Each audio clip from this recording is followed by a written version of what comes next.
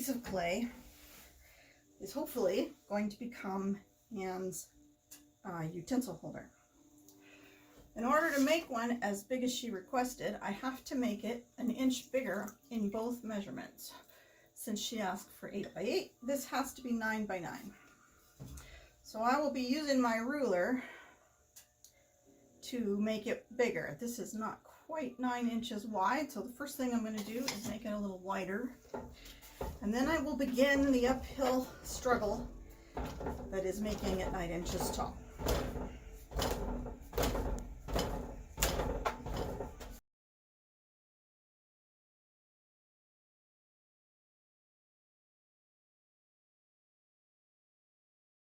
What I'm doing right now is called opening the pot. And I try to drill down to a point where I know I'm not going to go through the bottom.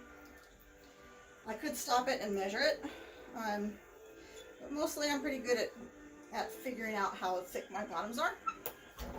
So I probably won't do that.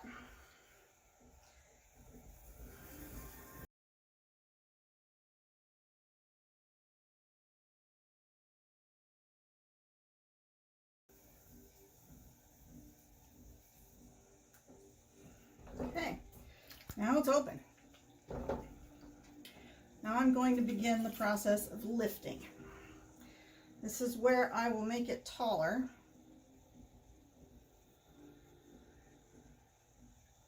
I'm pretty sure that I have a couple of air bubbles in here that I didn't get out, so occasionally you'll see me stop and mess with the clay. That's probably from an air bubble. Air bubbles aren't really good when you're throwing.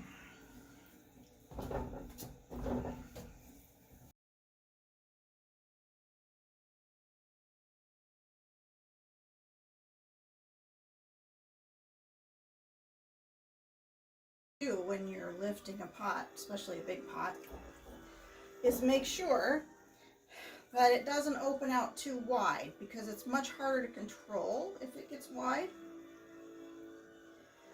So usually you try to open your pots towards the narrow and then open them out after they're as tall as you need them to be to the sides. The water is like grease. It makes my hands slippery on the clay so that I don't stick. Because if I stick, then I'm likely to break up the clay and damage my object to the point where it will come off in my fingers.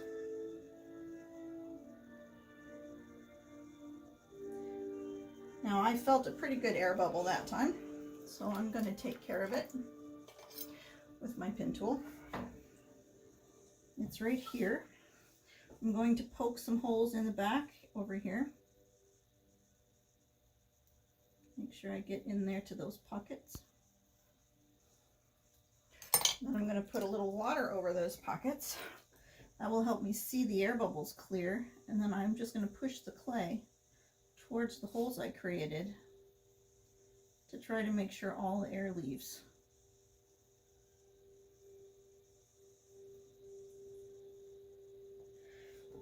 And then I'm just going to keep going.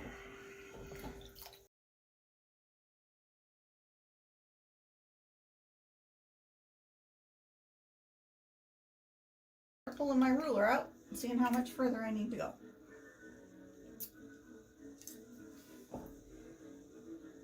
This is 7.5 inches. So I've got another 2.5 inches. No. I need it to be 9 inches. I've got another 1.5 inches that I need to get out of this. So I'm going to bring it in so that it doesn't collapse.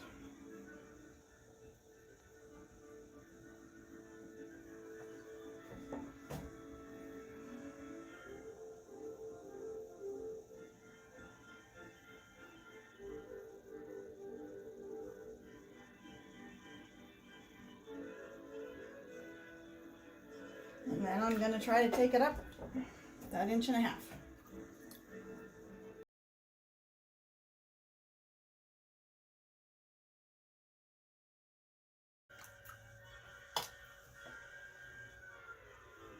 It's 8.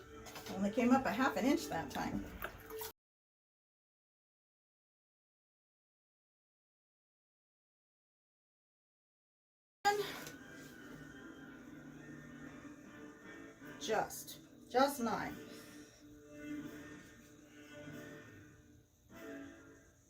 that's going to be close enough.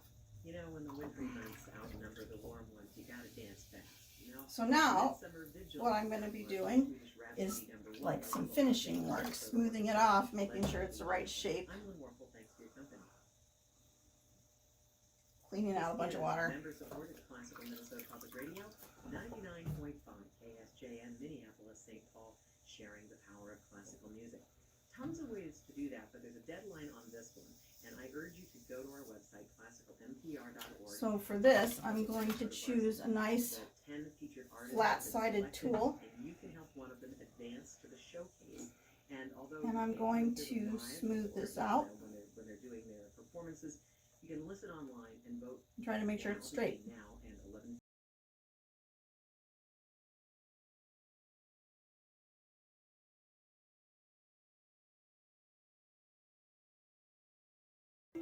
I'm going to make the rim round. It's less likely to chip and be a little stronger.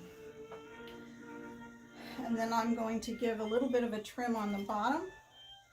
And then I'm just going to put it aside, and it's going to have to rest.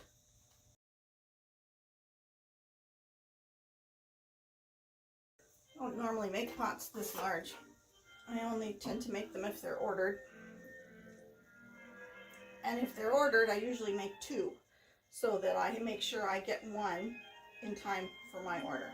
However, since these are the pandemic pottery pots, I'm not going to make a second one. And if it crashes, I'll just start over and it'll be longer till it's done.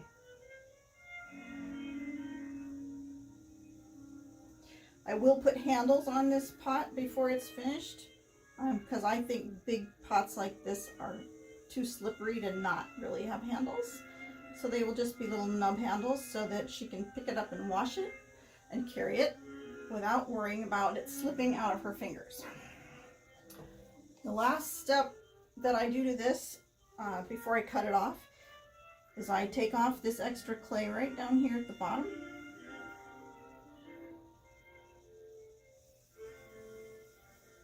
This will leave me less clay when it's time to trim.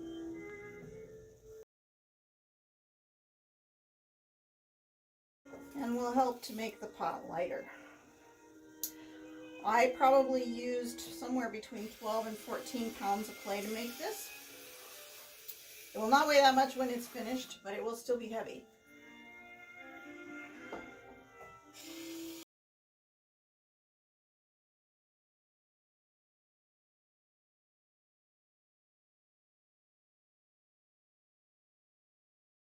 Alright, this is Anne's pot. You can kind of see how the bottom is a little messy. This is caused because I had to cut it off again today. That's normal. So you've got the original cut and then today's cut, which is actually right there on top of it. That's what makes it this wiggly stuff. So I'll be trying to get that off, and I'll be trying to lighten a little bit of this on the bottom, but because this is meant to hold things you reach in and out of, I don't want it to be too light. So I won't do a lot of trimming.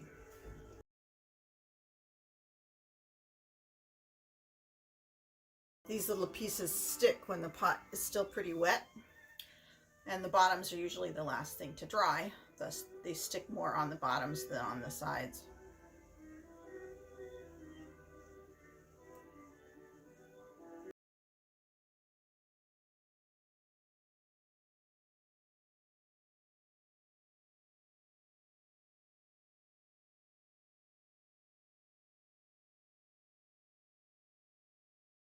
I can hear where the clay gets thicker and thinner. This will help me figure out how much clay I need to take off and where to take it off from on a piece this big. It was still too soft to just manhandle and measure.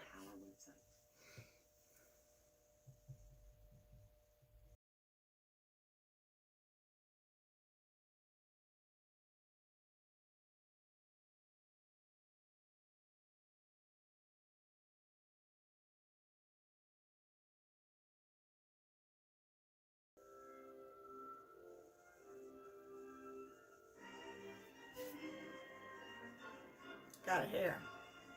Hairs aren't good either.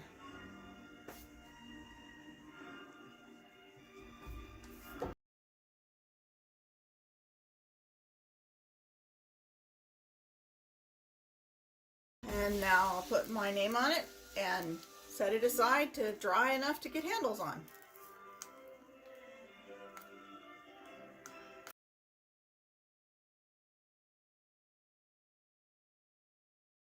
So first I'm going to roll the clay out some.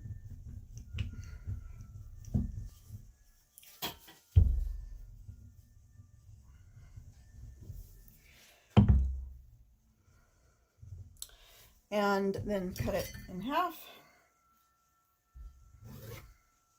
And then I made a press mold of some lace that looks really awesome for handles. And so I'm going to use a portion of that to mark the handles for the large pot.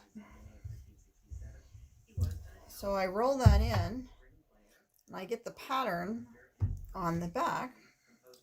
And since I'm going to do the same pattern on both sides, roll that in. All right, put that aside. And now the part that I want, I will cut out. I don't really want to put big handles on it.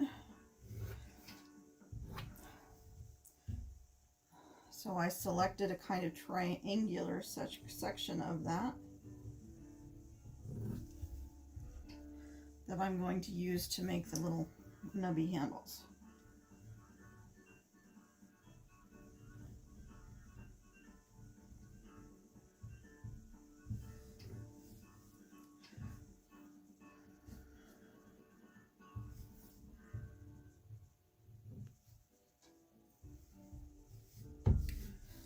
And it does not bother me if they are not perfect triangles, because they're still going to be really cool.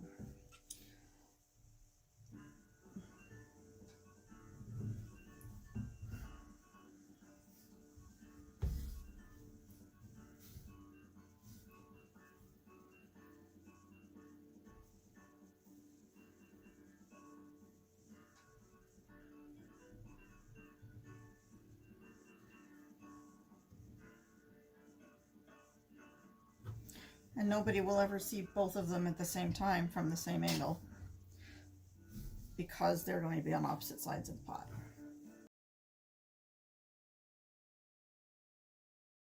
I'm going to go ahead and put these on while this pot is upside down,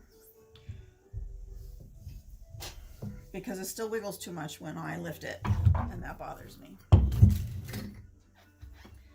So we want these handles to be within easy grip when you're holding the pot, so I'm thinking somewhere in this area.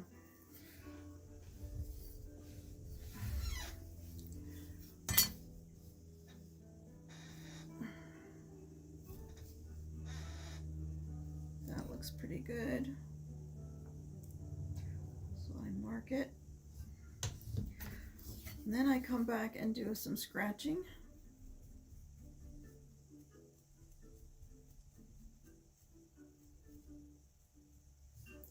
I'm not scratching up the middle because I want the handle to have a small lift, a small flare for your fingers.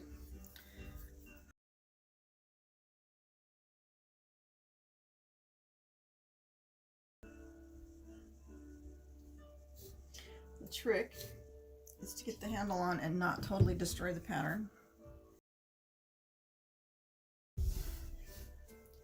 And to make it so it's not so uneven it makes everyone crazy.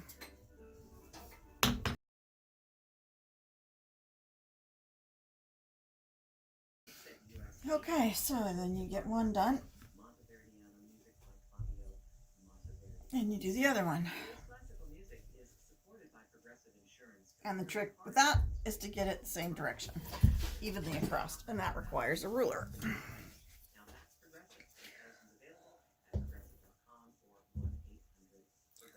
So I look down at it,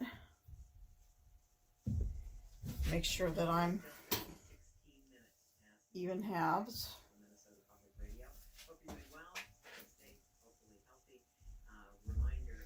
Okay, and so I'm going to put a little finger mark down under this one, right around in here, because that's about where the handle goes. And then you do some measuring on the other side. And I need the bottom to be an inch and a smidge up from the rim.